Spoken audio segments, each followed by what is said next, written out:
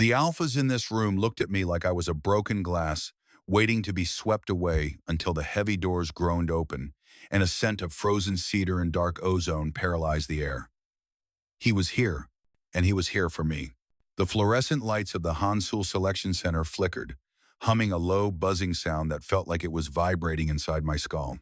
I kept my head down, my chin tucked into the frayed collar of my sweater. In Seoul, being an unassigned Omega was a death sentence to your dignity. We were gathered in the waiting hall, a cold, marble-floored cage where the elite alphas of the Kangdae Corporation came to handpick their assistants, their housekeepers, or their pets. I could feel their eyes crawling over me. To them, I was nothing. My name is Seung-min, and to the world, I was a level D Omega. My scent was faint, almost non-existent, thanks to the illegal bitter suppressants I swallowed every morning in my cramped apartment in Incheon. I had to be invisible. If they knew what I really was, if they smelled the truth, I wouldn't be standing in a selection line. I'd be in a research lab. Next, a beta guard barked, his voice echoing off the high ceilings. I stepped forward, my worn sneakers squeaking on the polished floor. The alpha standing in front of me was Director Choi, a man whose reputation for breaking Omegas was as well known as his stock portfolio. He leaned over his mahogany desk, sniffing the air with a look of pure disgust. "You," Choi sneered, tapping his gold pen against a tablet. "Seung-min, no family lineage, no notable scent. You're practically a beta with a defect. Why should the Kangdae Group waste a single credit on your housing?" I bit my inner lip until I tasted the copper tang of blood. "Show, don't tell," I reminded myself. I didn't cry. I didn't beg. I just let my hands tremble slightly, clutching my identity card so hard the plastic dug into my palm. "I'm a hard worker, sir. I can handle the archives. You won't even know I'm there." "You're right about that," Choi laughed, a dry, rasping sound. He looked at the other alphas lounging in the leather chairs behind him. "He's so weak. I think even a cold breeze would claim him before a mate would." The room erupted in low, cruel chuckles. I felt the heat of shame rising to my cheeks, turning my skin a blotchy red. I wanted to disappear into the floorboards. I wanted to run back to the shadows of the city where no one looked at me. But I stayed. I had to stay. I had a secret buried in a small clinic in the outskirts of the city, a secret that required more money than a weak Omega could ever earn legally. Suddenly, the laughter died. It didn't just fade. It was cut off, as if someone had reached out and strangled the sound in every throat. The temperature in the room seemed to drop 10 degrees. The air grew heavy, thick with a pressure so intense it made my lungs ache. It was the smell of a coming storm, sharp, electric, and terrifyingly dominant. The heavy, reinforced steel doors at the back of the hall didn't just open. They were shoved aside with a violence that made the frames shudder. The footsteps were slow, deliberate. Thud, thud, thud. I didn't dare look up, but I saw Director Choi's face turn from a smug mask of arrogance to a pale, sweating sheet of terror. His gold pen slipped from his fingers, clattering loudly on the desk. He shouldn't be here," someone whispered in the back. "The ministry said he was in the north. Is that Kairo?" The name sent a shiver down my spine that felt like ice water. Kairo, the Reaper of Busan, the alpha who had single-handedly dismantled the 3 largest rogue packs in the country. He wasn't just an alpha.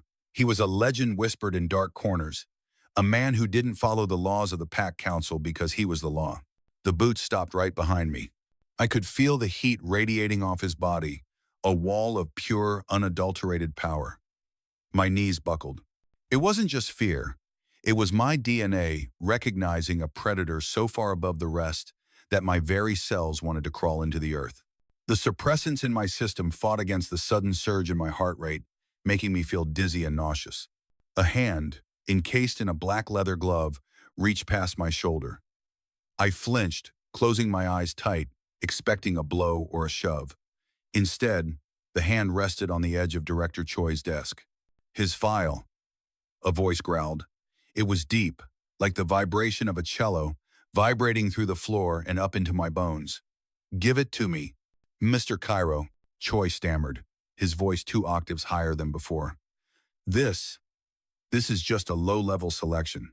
This Omega is a D class. He's weak.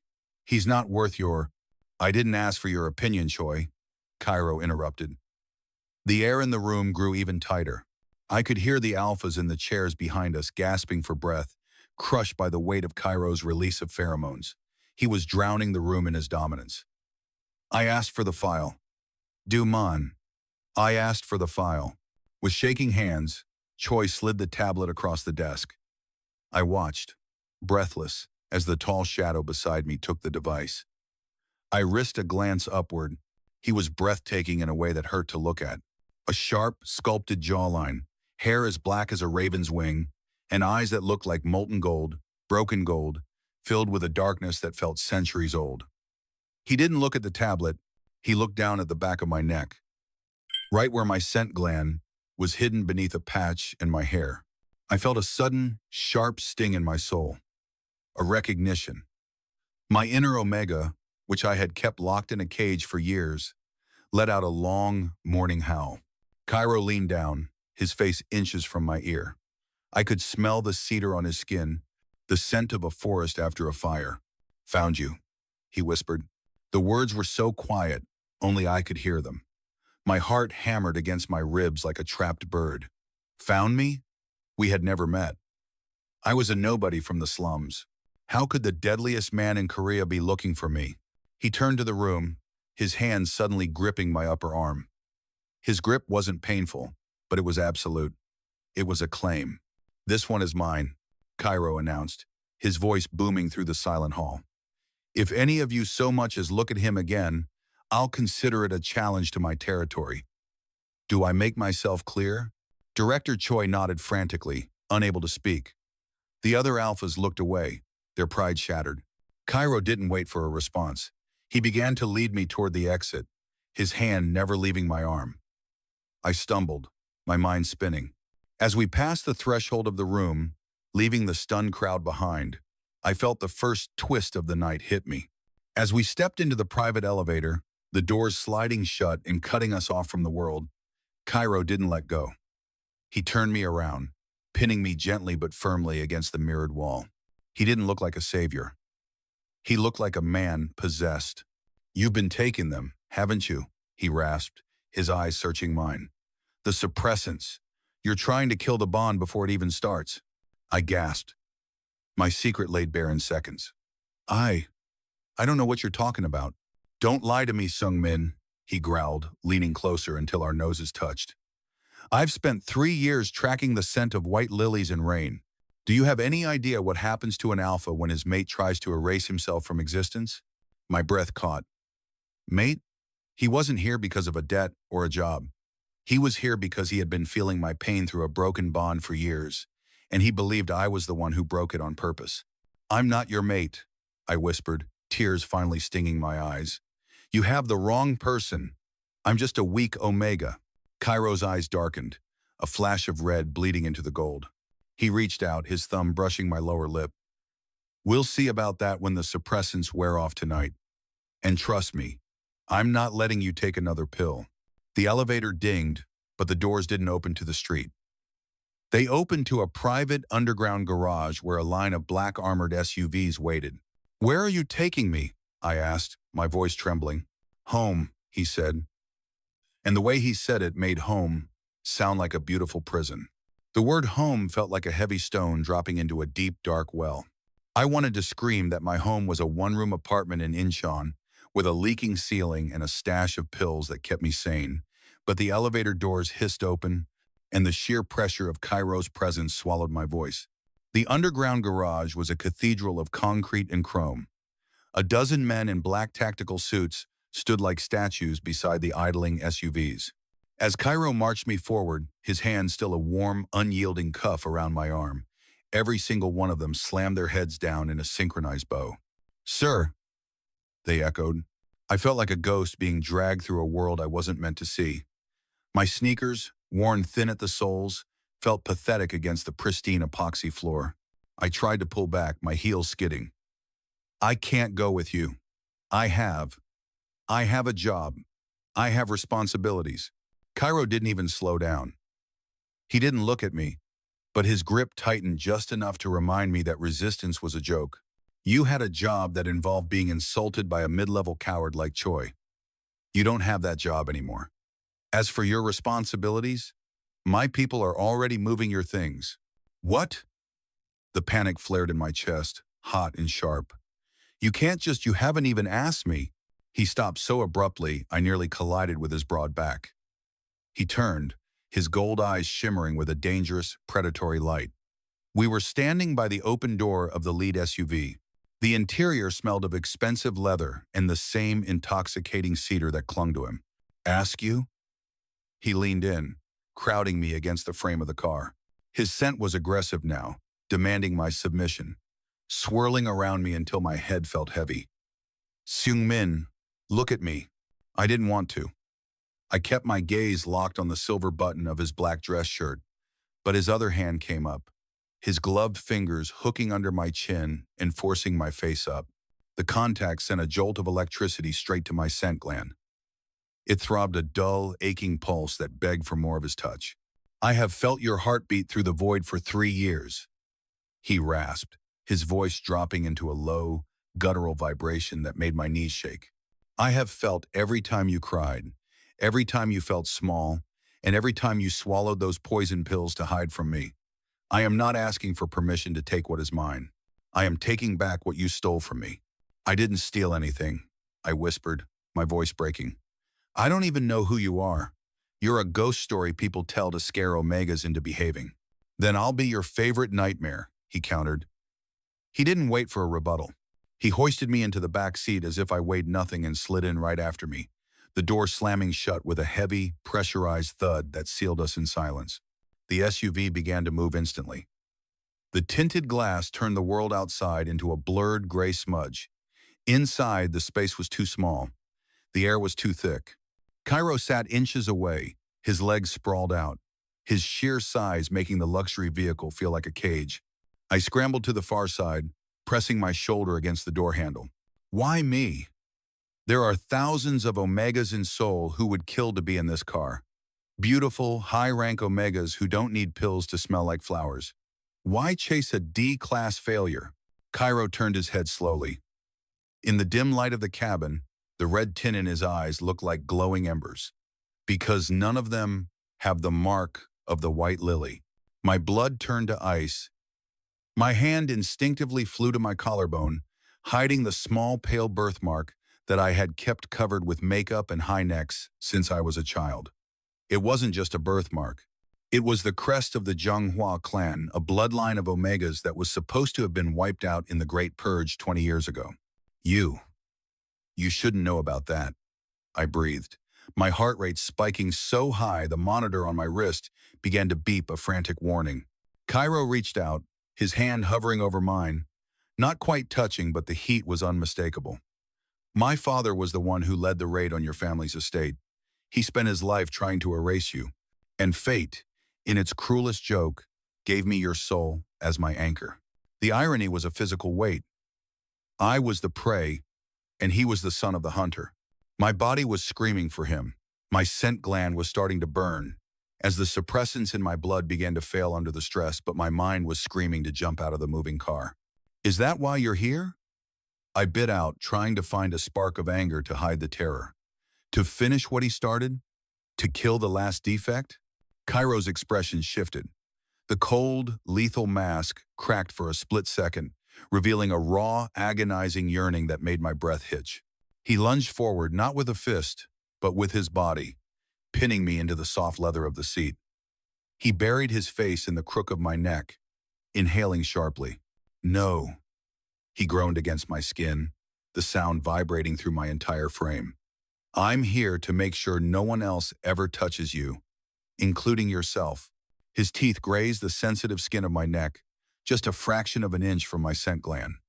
I let out a low, involuntary whimper, my fingers curling into the fabric of his expensive coat. The chemistry was a violent thing, a chemical reaction that ignored history and logic. My body wanted to be claimed. It wanted to be marked. It wanted to belong to the deadliest man in the country. Your scent, Kairo whispered, his breath hot against my pulse point. It's coming back. The lilies. They're blooming. I could smell it too. The bitter, metallic scent of the pills was being drowned out by something sweet, heady, and overwhelming. My heat. It was coming on months early, triggered by the proximity of an alpha whose power level was off the charts. Stop, I gasped, even as I arched my neck to give him better access. Kairo, please. I can't. I have to get to the clinic. My son. He needs. Kairo froze. He pulled back, his eyes narrowing into slits of pure, molten gold. The atmosphere in the car turned from sensual to lethal in a heartbeat. You're what? He asked, the words sounding like falling glass. I realized too late what I had said. The secret I had guarded more than my own life. I didn't say anything, I stammered, trying to push him away. Kairo's hand slammed against the seat next to my head. You have a son, Seung-min? In a clinic? An Omega in hiding doesn't just have a child unless... He stopped, his face contorting as he did the math in his head. 3 years. 3 years since he had felt a phantom tear in his soul during a mission in the South. Driver, Kairo roared, his voice shaking the windows. Reroute to the Incheon Medical District. Now! He turned back to me, his face a mask of terrifying focus. If that child is mine, and you kept him in a slum clinic while I searched the world for you, may the gods help us both. The car swerved, tires shrieking against the asphalt as the driver obeyed that terrifying command. The sudden shift in momentum threw me against Kairo's chest, my hands landing flat against the hard, rhythmic pounding of his heart. It felt like a war drum. Don't go there, I pleaded, my voice cracking as I tried to push off him. Kairo, please, he's just a child, he's sick. You'll scare him. Sick? Kairo's fingers dug into my waist, holding me in place. The anger radiating off him was so cold it felt like it was burning me. He's sick because he's a prime pup being suppressed by a D-class life. He's sick because his alpha father didn't even know he existed. How long, Seung-min? How long was I supposed to wait while he suffered? I was protecting him, I screamed back, the tears finally spilling over. I didn't care about his power anymore. I didn't care that he could crush my throat with one hand. Protecting him from you. From your father. Do you think I forgot what the Kangdae family does to anomalies? You don't want a son, you want a weapon. You'd take him and turn him into a monster just like you. The silence that followed was deafening. Kairo's eyes didn't just darken, they went black, the gold swallowed by a void of pure hurt. His hand trembled against my side, and for a split second, I saw the deadliest alpha bleed. Is that what you think I am? He whispered. The subtext in his voice was a jagged blade. A monster who would eat his own shadow? He didn't wait for my answer. He grabbed the intercom. Double the escort. I want the Hanel pediatric wing locked down before we arrive. No one goes in or out. If a single nurse breathes wrong near that boy, level the building. No. I clawed at his sleeve. Kairo, stop. You're making it worse. The SUV tore through the gates of the Incheon Medical District, black sedans flanking us like sharks in dark water. Before the car even fully stopped in the emergency bay, Kairo had the door open. He dragged me out with him, my feet barely touching the pavement as we sprinted toward the sterile white light of the clinic. The lobby was a blur of terrified faces and shocked whispers. The staff started to move toward us, but one look at Kairo's face sent them scattering like dry leaves. He didn't need a map. He followed the scent, a scent I had tried so hard to mask with cheap soaps and clinical sprays, but to a father, it was a lighthouse. He kicked open the door to room 402. The room was small, smelling of ozone and orange slices. In the center of the narrow bed sat a tiny boy, no older than 3, with hair as dark as a raven's wing and eyes that were currently wide with confusion. Minho. He was holding a plastic dinosaur, his small chest heaving with the effort of a respiratory infection that the doctors said just wouldn't clear up. Ioma? Minho chirped, his voice thin and raspy. He looked at me, then his eyes traveled up to the towering man standing beside me. Kairo stopped. The violent energy that had been shaking the very walls of the hospital evaporated. He looked like he had been struck by lightning. His shoulders dropped, and his hand, the hand that had killed men without a second thought, rose to his mouth. He looks just like me. Kairo breathed, the words barely a ghost of a sound. I stood there, trembling, my scent gland throbbing so hard it felt like it would burst. The suppressants were officially gone. My scent, white lilies, rain, and the desperate, cloying sweetness of an omega in distress flooded the small room. Min-ho's eyes brightened. He dropped the dinosaur and reached out his small, chubby arms. Appa? The word hit the room like a grenade. I hadn't taught him that. I had told him his father was a star in the sky. But the bond didn't care about my lies. The boy's blood recognized the mountain of power standing in the doorway. Kairo sank to his knees. Right there, on the cold linoleum floor of a public clinic, the most feared alpha in the country collapsed. He crawled to the side of the bed, his head bowing low. Yes. Kairo choked out, a raw, wet sound. I'm here. Little wolf. I'm here. I watched, frozen, as Kairo reached out and touched Min-ho's hand with a reverence that broke my heart into a million pieces. The chemistry in the room was no longer just between us.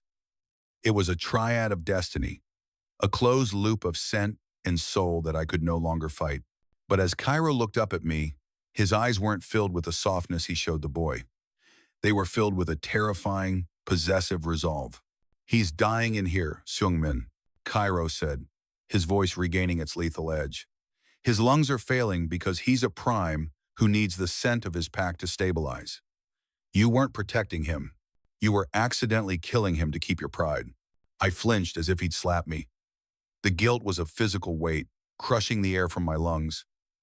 I didn't know. I thought. You didn't think. Kairo growled, standing up and scooping the boy and the IV pole he was attached to into his arms. Min-ho tucked his head into Kairo's neck, let out a long, contented sigh, and fell into the first deep sleep he'd had in weeks. Kairo turned toward the door, his eyes locking onto mine. Pack his things. We're going to the main estate. And don't even think about running, Seung-min.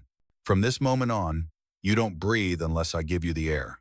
As we walked out, the hospital's television screens flickered to life with a breaking news report. My face and Min-ho's were on the screen. The Pack Council had issued an arrest warrant for the illegally hidden heir of the Zhonghua clan. Kairo looked at the screen, then at me, a dark smirk playing on his lips. It seems my father isn't the only one who wants you dead. Good thing for you. I've always enjoyed a bloodbath. The elevator doors closed on the flashing lights of the police sirens arriving outside. We were trapped between a government that wanted us erased and an alpha who wanted us as his prize. The doors hissed shut, sealing out the scream of sirens, but the silence inside the elevator was even louder. I watched the floor numbers count down, my reflection in the brushed steel looking like a ghost haunting its own life. Beside me, Kairo held Min-ho with a terrifying gentleness. The boy's small fingers curled into the lapel of a coat that probably cost more than my entire neighborhood. You knew, I whispered, my voice trembling as the elevator jerked. You knew the council was looking for us. That's why you showed up at the selection center today. It wasn't a coincidence.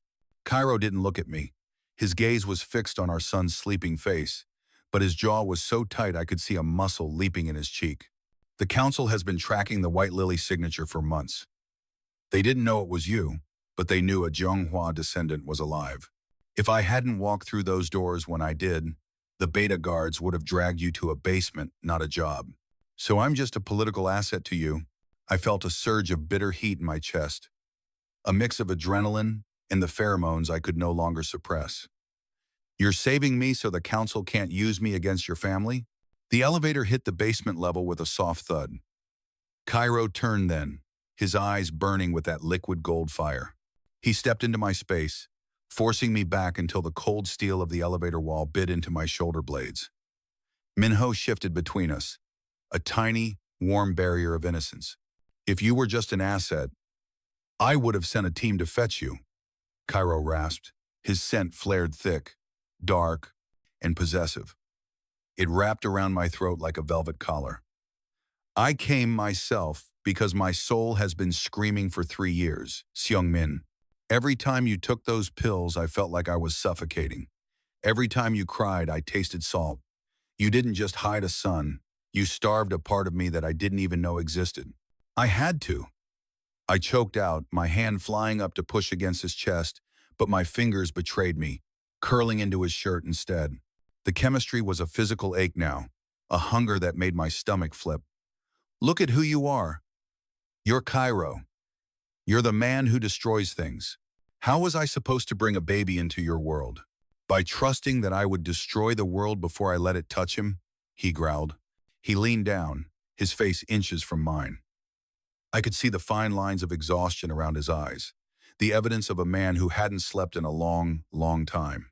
The scent of rain and lilies from my own skin was mixing with his cedar and smoke, creating a third, intoxicating fragrance that made my head swim. It was the scent of a bond trying to knit itself back together. I don't forgive you for this, he whispered, his lips brushing against my temple. For the years I lost. For the way my son's heart is struggling because his parents are strangers. You're going to spend every day for the rest of your life making this up to me. I don't owe you anything. I lied, my breath hitching as his nose slid down to the sensitive curve of my neck.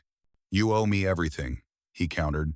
The elevator doors opened to the garage again, but the atmosphere had changed. The black SUVs were now surrounded by a perimeter of his private security, their weapons drawn and pointed at the entrance ramp where the first flicker of blue and red police lights appeared. Kairo didn't flinch. He walked out of the elevator and straight toward the armored vehicle in the center. He didn't ask me to follow. He knew my body would follow his scent like a compass. I stumbled after him, my senses overwhelmed. The humidity of the underground air, the smell of burnt rubber, and the heavy, metallic tang of impending violence made everything feel like a dream. He handed Min-ho to a beta woman inside the car, a medic, based on the way she immediately checked the boy's vitals, and then he turned back to me. He grabbed my waist and hoisted me up into the seat next to our son. Stay low, he commanded. Wait, Kairo. I reached out as he started to close the door. The council. They have the authority to use lethal force on unregistered primes. If you fight them, they'll label you a traitor. Kairo paused, his hand on the door handle. He looked back at the ramp where the sirens were getting louder, then back at me. A slow, cruel smile spread across his face, the look of the man the world feared. Let them, he said. I've been bored of being a hero anyway. He slammed the door, and the SUV's engine roared to life. Through the reinforced glass, I watched him signal his men. They weren't retreating. They were forming a spearhead. I looked down at Min-ho, who was stirring in his sleep, his little hand reaching out for a comfort I hadn't been enough to provide. I took his hand, my heart breaking. I had spent years trying to be invisible, trying to be weak, only to end up in the center of a war between the two most powerful forces in the country. As the car lurched forward, breaking through the police blockade in a hail of sparks and shattered glass, a burner phone in the door pocket vibrated. I picked it up. A single message sat on the screen. From an unknown number. The Alpha thinks he found you first. But the white lily belongs to the temple. Tell Kairo to enjoy his prize while he can still breathe. My blood ran cold. The council wasn't the only one watching us. There was a third player, a shadow from my family's past that even Kairo might not be able to kill. Who are they? I whispered to the empty air of the car, clutching Min-ho closer as the sounds of gunfire began to echo behind us. The SUV sped into the dark tunnels of the city, heading toward the fortified mountains of the Kangdae estate. I was no longer a hidden omega in a slum. I was the spark that was going to set Korea on fire. The gunfire behind us faded into a rhythmic, metallic drumming against the armored hull of the SUV. I stared at the burner phone in my shaking hands, the glowing text of the message searing into my retinas. The temple. The name felt like a ghost touching my spine. My mother had whispered it once, in a fever dream before she passed, her voice trembling with a fear she never had for the council. I looked at the medic. She was focused on Min-ho's oxygen levels, her face a mask of professional indifference, but I could see the way her eyes darted to the phone in my hand. Give me that, I whispered, but I wasn't talking to her. I was talking to the ghost of the life I'd just lost. The car took a sharp, aggressive turn, climbing the steep, winding roads that led to the Busan mountain restricted zone. This was the heart of Kairo's power, the Black Fortress, an estate built into the jagged rock where the air was thin and smelled of pine and ancient secrets. The vehicle finally hissed to a stop. The door was ripped open from the outside before the engine had even died. Kairo stood there, his tactical vest stained with carbon and grease, his knuckles split. He didn't look like a businessman or a savior.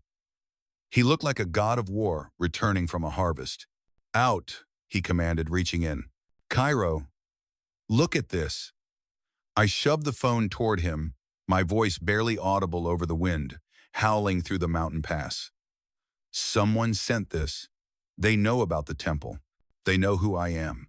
He grabbed the phone, his eyes scanning the text. For a second, his entire body went rigid. The air around him surged a blast of alpha pheromones so sharp it made the medic flinch and scramble out of the car with Minho. Kairo's hand tightened on the phone until the screen shattered, the glass crunching under his leather glove.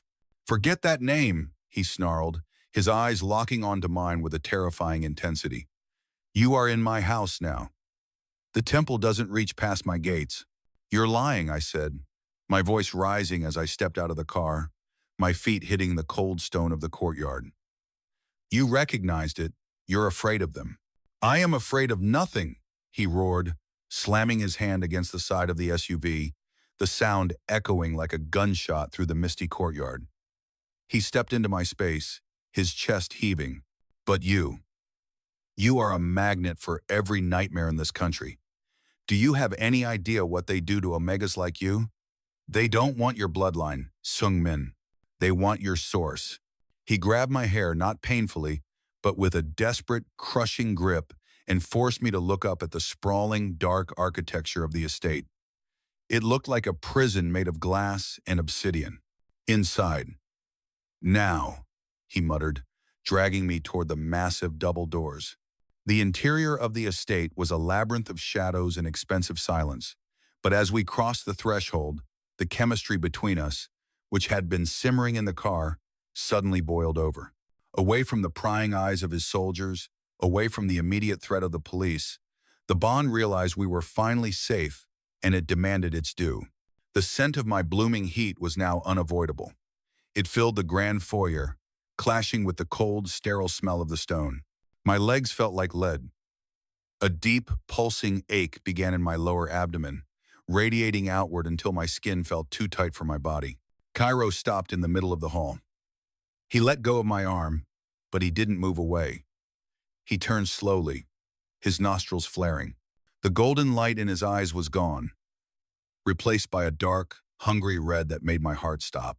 "Your suppressants," he rasped, his voice dropping an octave into a predatory growl.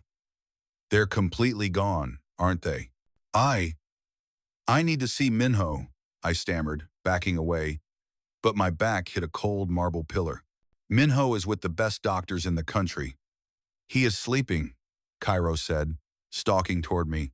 His presence was a physical weight, pinning me against the stone before he even touched me. "But you're burning. I can smell the rain on you from 10 feet away, and it's screaming for a storm." "Don't," I whispered, my hands coming up to rest on his shoulders. I wanted to push him away, but my fingers were already threading into the dark hair at the nape of his neck. My body was betraying every principle I had. "I hate you, Kairo. I hate you for finding us. I hate you for being his father." "Hate me then," he whispered, his face inches from mine. "Hate me while I mark you. Hate me while I remind your body who you belong to." He didn't kiss me. He buried his face in the crook of my neck, right over the gland that was now weeping my scent. He licked the skin there, a slow, wet stroke that made my toes curl and a sob escape my throat. The friction of his stubble against my sensitive skin was a delicious torture. I felt his hand slide down, his palm hot against the small of my back, pulling my hips flush against his. The sheer size of him, the absolute dominance of his frame, made me feel small, not weak, but contained. For the first time in 3 years, the constant, gnawing anxiety in my chest was being drowned out by a primal, overwhelming need. "Say it," he commanded, his teeth grazing the side of my throat. "Say you want me to stop." I opened my mouth to say it. I wanted to be the strong Omega who stood his ground. But as he nipped the skin over my pulse point, my head fell back against the pillar. I can't," I breathed. Because you don't want me to, he finished for me. He moved his mouth to mine, and the kiss wasn't a question, it was a reclamation. It tasted of salt, cedar, and the 3 years of agony we had both endured.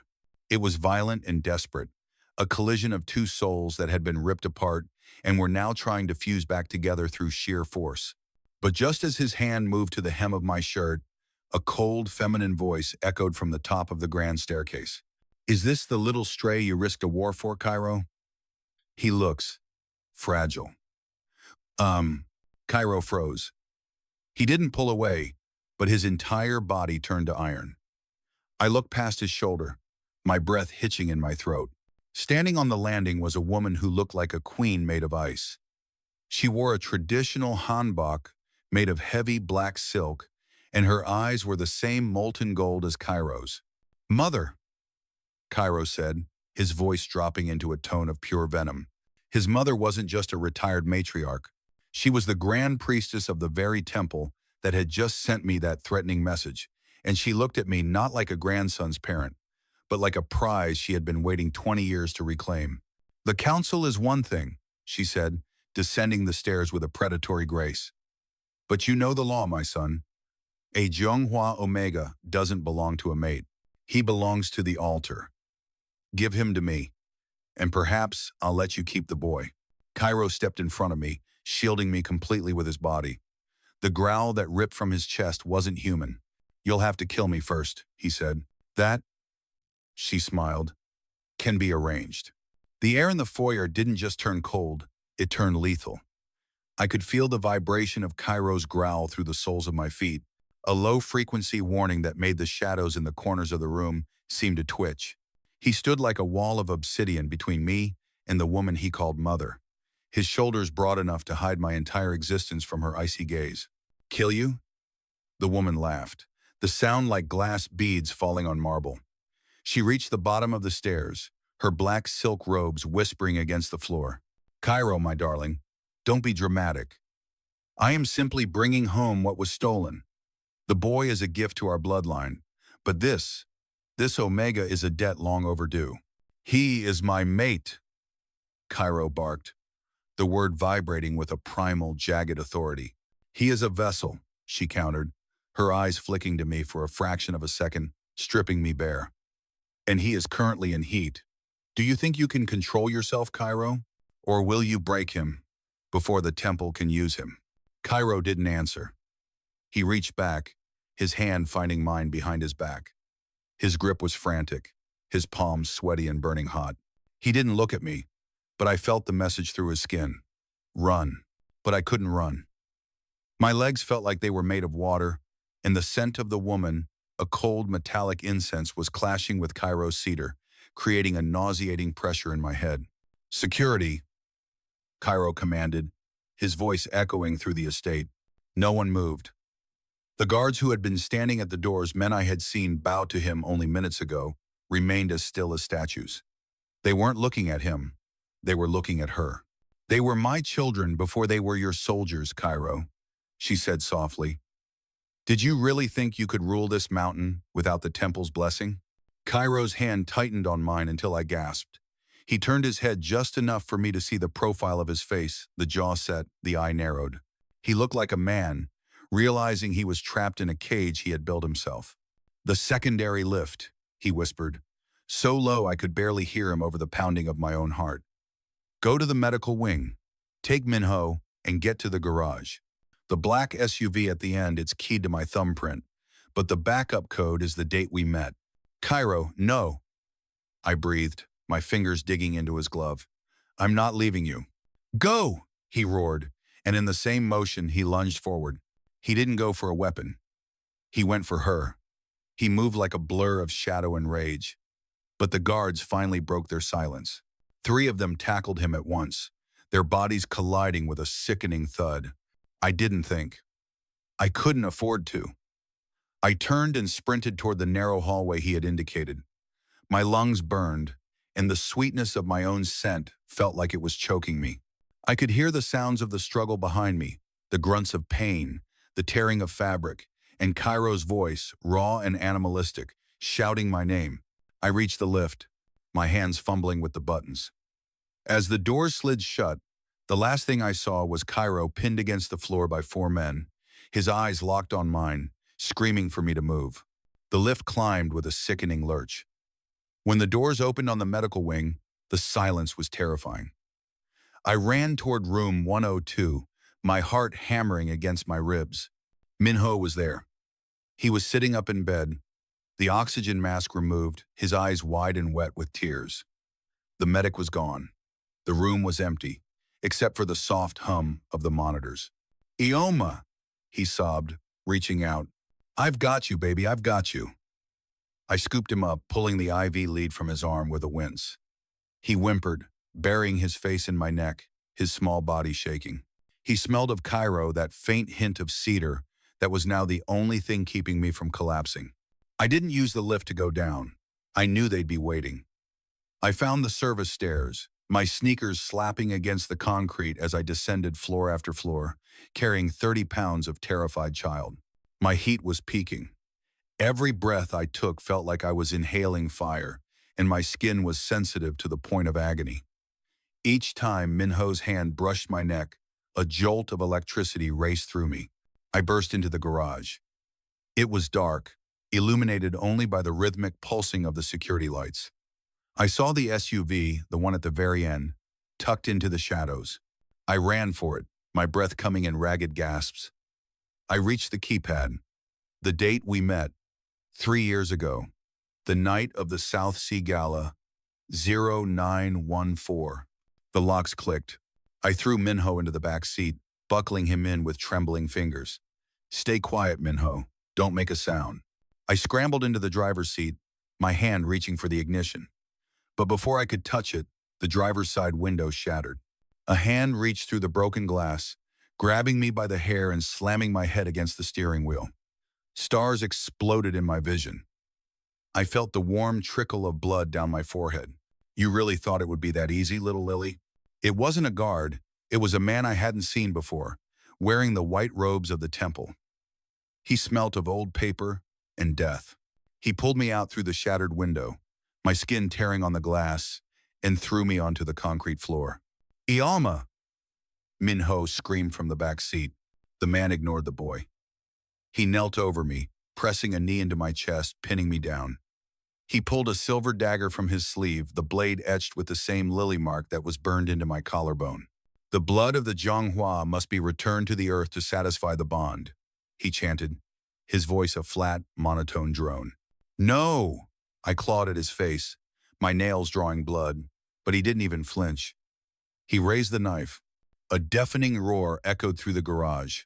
The SUV next to us was suddenly thrown aside as a massive, black shape collided with it. Kairo didn't look like a man anymore. He was covered in blood, his own and others, and his eyes were glowing a brilliant, terrifying crimson. He had broken through the security detail, through the walls, through his own family. He didn't use a gun. He hit the temple priest like a freight train, the force of the impact throwing the man 20 feet across the garage. Kairo didn't stop. He stood over the man and, with a snarl that sounded like a tectonic plate shifting, he brought his boot down. The sound of bone snapping was sickeningly clear in the silence. He turned to me then. He was shaking, his breath coming in ragged, wet gasps. He looked down at the blood on my face, and for a second, the crimson in his eyes flickered. "Seung-min," he wheezed. I crawled toward him, my hand reaching out. I didn't care about the temple. I didn't care about the council. I reached for his hand, and as our fingers touched, the final seal of the bond snapped. The air between us didn't just heat up, it ignited. A visible ripple of golden light expanded from our touch, shattering the remaining windows in the garage. My heat and his rage fused into a single, blinding force. Kairo's eyes went wide. He gasped, falling to his knees as the connection finally, fully took hold. He wasn't just my mate, he was my anchor. And through the bond, I felt his sudden, soul-crushing realization. The temple. "They didn't want your blood," he whispered, his voice trembling with horror as he looked at the glowing mark on my neck. "They wanted to trigger the awakening. You're not the last of a bloodline, Seung-min. You're the key to the vault where they keep the primes." I looked at my hands. They were glowing. And in the distance, I could hear the mountain itself beginning to groan, as if something ancient was waking up beneath our feet. The groan of the mountain wasn't a sound. It was a physical vibration that traveled up through the concrete and into the marrow of my bones. My hands were still glowing, a soft, ethereal gold that pulsed in time with my frantic heartbeat. The light felt warm, almost liquid, but the terror I saw in Cairo's eyes told me this was anything but a gift. "The key," I whispered, the word feeling heavy and metallic in my mouth. "Kairo, what is happening to me?" He didn't answer immediately. He lunged forward, his hands grasping mine, trying to cover the light with his own blood-stained palms. As soon as his skin touched the glow, he let out a jagged cry of agony. Smoke curled from where his fingers met my wrists, the scent of singed cedar and ozone filling the small space between us. "Don't let go!" I screamed, even though I was the one hurting him. The bond was a live wire, a bridge of white-hot energy that was pouring everything I was into him. "I'm not letting go," Kairo wheezed, his muscles bulging as he forced himself to hold on. The crimson in his eyes was being drowned out by the same gold that was consuming me. He leaned his forehead against mine, his sweat dripping onto my cheeks. "Seung-min, listen to me. The temple. They didn't just want a leader. They wanted the seal. Under this estate, there are hundreds of primes kept in stasis. You're sent, you're awakening. It's the signal to wake them up. Then stop it," I begged, my vision blurring. "I don't want to be a key. I just want my son." Minho's crying had stopped. I risked a glance toward the SUV and my heart nearly stopped. He wasn't crying because he was safe. He was staring at us, his own eyes starting to flicker with that same terrifying gold. He was the bridge. The blood of the Zhenghua in me was calling to the blood in him, and together we were a beacon that could be seen from the stars. The garage doors at the far end didn't open. They were blown off their hinges. A phalanx of temple guards in bone-white armor marched in, led by Cairo's mother. She looked at the display of power with a sickening, religious fervor. She wasn't horrified by the smoke coming off Cairo's hands or the way the mountain was beginning to crack above us. She was delighted. "Look at them," she breathed, her voice carrying over the rumble of the earth. "The king and his key. Finally, the age of the council is over. With an army of awakened primes, the Kangde name will rule more than just Seoul. We will rule the world." End quote. "Over my dead body," Kairo snarled. He tried to stand, to shield me one last time, but the energy drain from the awakening was too much. He slumped against me, his head falling into the crook of my neck. Even in his weakness, he tried to bite the air near my scent gland, not to mark me, but to try and ground me, to draw the energy into himself. "Kairo, stop," I sobbed, feeling his life force flickering like a candle in a hurricane. "You're dying. It's killing you. Let it," he whispered against my skin. "Better to die than to let them have you." "Bothers have, in Skelm." As Cairo's mother approached, a sudden, piercing alarm echoed through the garage. It wasn't a temple alarm. It was a self-destruct sequence. "What is this?" she demanded, her poise finally breaking. A holographic projection flickered to life in the center of the garage. It was Cairo's father, the man who had led the purge 20 years ago. He looked old, his face a map of regrets. "If the white lily ever blooms on this mountain," the recorded voice said, cold and final, "it means my son has failed and my wife has succeeded. I will not let the monsters be unleashed again. The Busan estate will be buried in 30 seconds. The woman let out a scream of pure, unadulterated rage. "No, we are so close." She didn't run for the exit. She ran for us.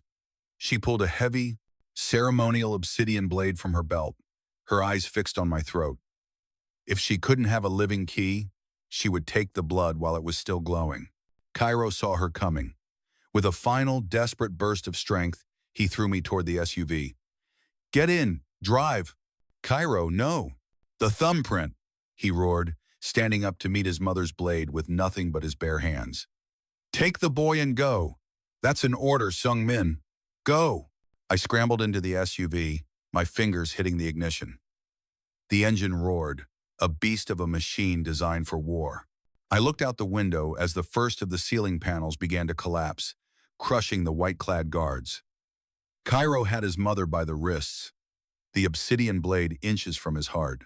He looked back at me one last time, not with the eyes of a deadliest alpha, but with the eyes of the man who had loved me through the void for 3 years. "I love you," I mouthed, though I knew he couldn't hear me over the roar of the mountain falling. I slammed the car into gear and floored it. The SUV lurched forward, crashing through the debris and toward the narrowing exit of the garage. In the rearview mirror, I saw the entire mountainside buckle.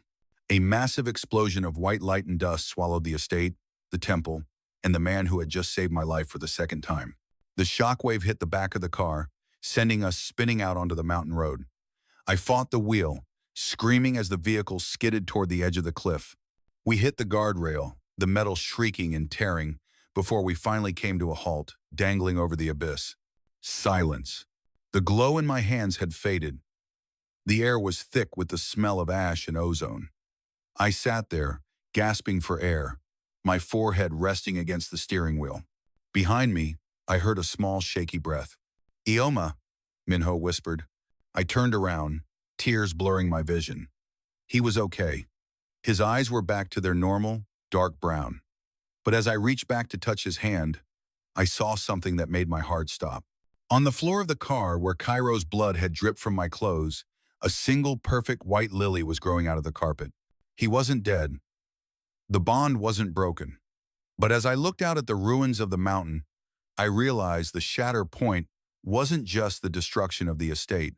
It was the fact that the explosion hadn't stopped the awakening. It had accelerated it.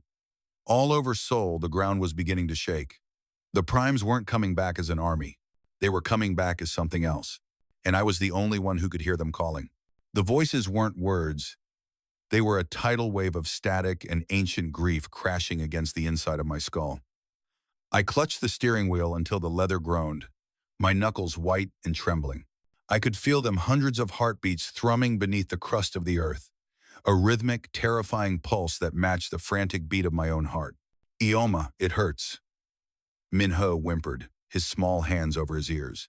"I know, baby, I know." I forced my shaky legs to move, crawling into the back seat to pull him into my lap. I looked back at the mountain. The black fortress was gone, replaced by a plume of white dust that looked like a shroud under the moonlight. My chest felt hollow. A physical ache where the bond with Kairo used to be. It wasn't gone. The white lily growing from the floorboards was proof of that, but it was stretched thin, vibrating like a violin string about to snap. He's alive. I had to believe that. An alpha like Kairo didn't die from a mountain falling on him. He was the kind of man who would claw his way out of hell just to settle a debt. Suddenly, the burner phone on the dashboard began to scream. It wasn't a text this time. It was a video feed. I reached forward, my fingers trembling as I swiped the screen. The image was grainy, illuminated by red emergency lights. It was a high-security bunker deep beneath the city, the Central Seoul Command Center. Dozens of Omegas, all of them level D, like I had been, were being rounded up by soldiers in council uniforms. But they weren't being arrested. They were being hooked up to machines massive, humming silver coils that looked like the drawings in my mother's old journals. Seung-min. The voice on the phone made me gasp. It wasn't Kairo. It was Director Choi, the man who had mocked me at the selection center. But he didn't look like a smug bureaucrat anymore. He looked terrified. "If you can hear this, the council has lost control," Choi whispered, his eyes darting to something off camera. "They thought they could use the awakening to siphon the prime's power into the elite alphas. But the feedback, it's killing everyone. You're the only one who can stabilize the frequency. You're the only one with the Zhonghua resonance. Why would I help you?" I spat, the anger bubbling up through my grief. "You hunted my family. You tried to break me.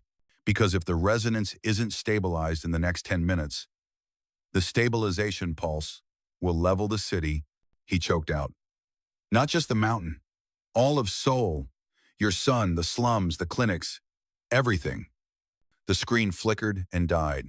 I looked at Minho. His eyes were wide, reflecting the distant fires starting to break out in the city below. The choice was a jagged shard of glass in my throat. I could take this SUV, drive to the coast, and try to hide my son one last time. Or I could go into the heart of the fire, the place that wanted to use me as a battery, and try to stop the world from ending. But I wasn't alone. The white lily on the floorboard suddenly began to glow with a fierce, crimson light. The petals uncurled, and a scent of cedar so strong it made my eyes water filled the cabin. Through the bond, I felt a surge of raw, unyielding willpower. Fight. It wasn't a whisper. It was a command that vibrated through my very DNA. Kairo. He was under that rubble, pinned by tons of stone, but his spirit was reaching through the flower to give me the one thing I had always lacked: authority. Minho, listen to me, I said, my voice suddenly steady, mirroring the iron in Kairo's tone. I need you to be a big wolf for a little while. I need you to stay in this car, no matter what. No, Iyama, don't go. I have to find Appa, I said. And the word Appa felt like a vow. And I have to make sure the world stays quiet for you to grow up in. I climbed back into the driver's seat. The SUV was dangling by a thread, the front wheels spinning in empty air. I shifted into reverse, the metal of the guardrail screaming as I tore the vehicle back onto the solid road. I didn't head for the coast. I turned the wheel toward the city, toward the glowing red tower of the command center. As I sped down the mountain, the awakening reached its peak. The air outside the windows began to shimmer with golden static. Omegas on the streets were falling to their knees, their own scents blooming in a chaotic, uncontrolled wave. The city was drowning in yearning, in centuries of suppressed power finally breaking its chains. I reached the gates of the command center. The guards didn't even try to stop me.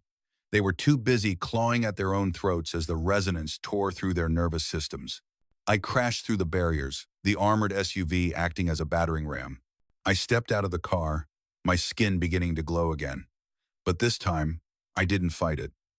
I let the white lily light merge with Kairo's crimson shadow. I wasn't just a weak Omega anymore. I was a storm. I marched into the lobby, the marble floors cracking beneath my sneakers.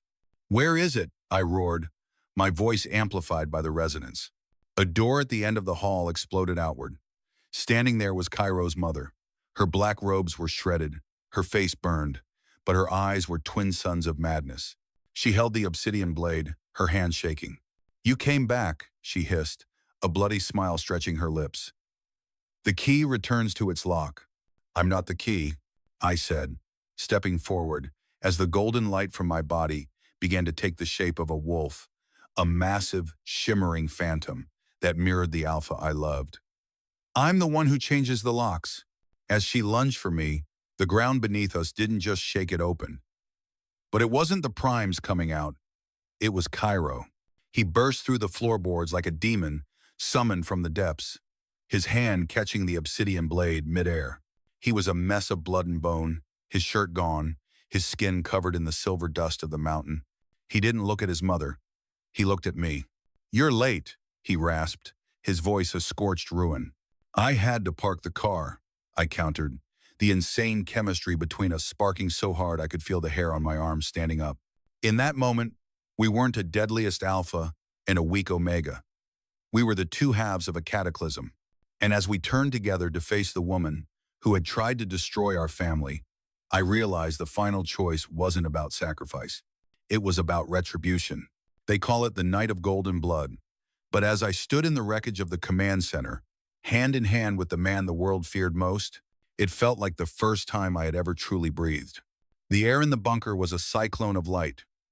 Kairo's mother screamed, a sound of pure, shattered ambition as the obsidian blade in her hand began to dissolve into black sand. She had tried to harness a power that didn't belong to a throne or an altar, it belonged to a bond. And a bond, when forged in fire, is the only thing stronger than a mountain. "No!" she wailed, her fingers clawing at the empty air. "The primes, the empire. It was mine. It was never yours." Kairo growled, his voice vibrating through my palm. He stepped forward, his body glowing with a fierce, protective crimson that merged seamlessly with my gold. "You forgot the first rule of the Zhonghua, mother. The power doesn't come from the blood. It comes from the heart." With a final, thunderous pulse of energy, The resonance stabilized. The silver coils hummed one last time before shattering into harmless glass. The screaming static in my head vanished, replaced by a sudden, profound silence that swept across the entire city of Seoul. The woman fell to her knees, her eyes fading to a dull, empty gray. She wasn't dead, but the madness of the temple had been burned out of her, leaving behind nothing but a hollow shell of the queen she once was. Kairo didn't spare her another glance. He turned to me, his chest heaving, his face a canvas of scars and dust. The lethal alpha, the Reaper of Busan, looked at me with a vulnerability that made my soul ache. "Is he safe?" he rasped. "He's in the car," I whispered, my voice breaking. He was waiting for his appa. Kairo closed his eyes, a single tear cutting a trail through the grime on his cheek. He pulled me into his arms, crushing me against his bare, warm chest. I buried my face in his neck, inhaling the scent of cedar and rain, no longer clashing, no longer fighting, but finally, perfectly, in harmony. The awakening didn't level the city. Instead, as the sun began to peek over the jagged ruins of the Busan mountain, a strange phenomenon occurred. Every level D omega in the city, every broken soul the council had cast aside, felt a sudden healing warmth. The hierarchies didn't disappear overnight, but the fear was gone. The secret was out. We weren't defects. We were the balance. Kairo and I walked out of the command center together. The soldiers lowered their weapons. The council members who had fled their posts watched from the shadows as the deadliest man in the country carried his mate through the debris. We reached the SUV, dangling precariously, but still holding firm. I opened the back door, and Minho lunged out, his little arms wrapping around Kairo's neck so hard I thought he'd never let go. "Appa, you came." Kairo didn't speak. He just held the boy, his large hand cradling the back of Minho's head, his body shaking with a silent, relieved sob. I stood beside them, my hand resting on Kairo's shoulder, the white lily mark on my neck glowing softly in the morning light. As we stood there, a fleet of black helicopters appeared on the horizon. But they weren't council. They were the rebel packs of the North Cairo's true allies. They landed in the plaza and outstepped a man who looked exactly like the holographic projection of Cairo's father. "You did it, son," the man said, his voice gruff but proud. "The temple is fallen. The blood debt is paid." Kairo looked at his father, then at me, then at our son. He reached out and took my hand, his fingers locking with mine. "The debt isn't paid," Kairo said, his voice echoing with a new kind of authority, one based on love, not fear. "It's being reinvested. From today, the Kangdae name doesn't rule. It protects." We didn't go back to the slums. We didn't go back to a fortress of shadows. We moved to a small, sun-drenched estate on the coast of Jeju, where the air always smelled of salt and lilies. In the evenings, I watched Kairo teach Minho how to track the stars, not to hunt, but to find his way home. There are still challenges, still a world to rebuild, and still a council that watches us with wary eyes. But every night, when Kairo leans down to kiss the mark on my neck, the chemistry between us is just as electric, just as intense as that first day in the selection hall. I was once the weak omega who hid in the shadows. Now I am the mate of the country's most powerful alpha, the father of a prime, and the heartbeat of a new era. I'm no longer running. I'm home.